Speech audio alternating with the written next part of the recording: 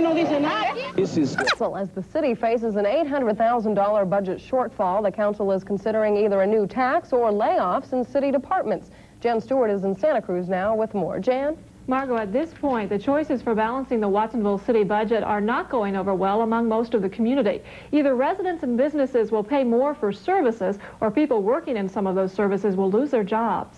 On a vacation, then sometimes we fall short, as it is now. Watsonville police officer Brad Chagnon's job may be on the line. So could 15 to 20 others on the 68-person police force. The police department is one of 4 offices paid for with the city's general fund money that is $800,000 short. The city manager says if something isn't done, then that money will be taken by laying off up to 20 workers in the 4 departments.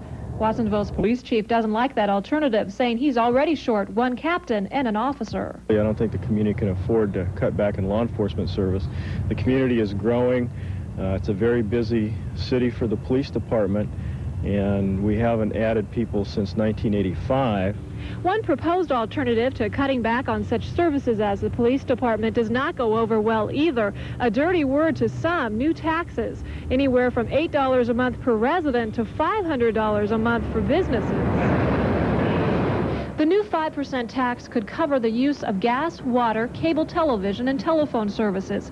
Apple packing company owner Ray Trevor says a possibility of an additional $500 a month, $6,000 a year in taxes, would drastically hurt agricultural businesses. That's right. It would make a real hardship. The apple growers now are just really hanging on and existing and barely breaking even with. Whether a new tax or laying off workers, the city is in a no-win situation.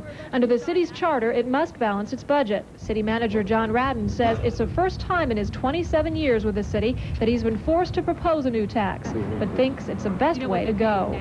Well, I know it's a bad word, but it's something that they'll have to decide. Do they want to see cuts in services, recreation, library, police, fire? Now, Radden hasn't detailed yet exactly how each department would be cut back if that is a choice the city council makes, and it is the city council who makes the final decision on how to balance this budget. Jan, when is that expected to happen? Apparently at the end of the month they're going to have a special public hearing to get the public's input. In the meantime, hoping some better alternative can be found. Involving a Watsonville police officer. That officer, 38-year-old Chris Seymour, shot a Watsonville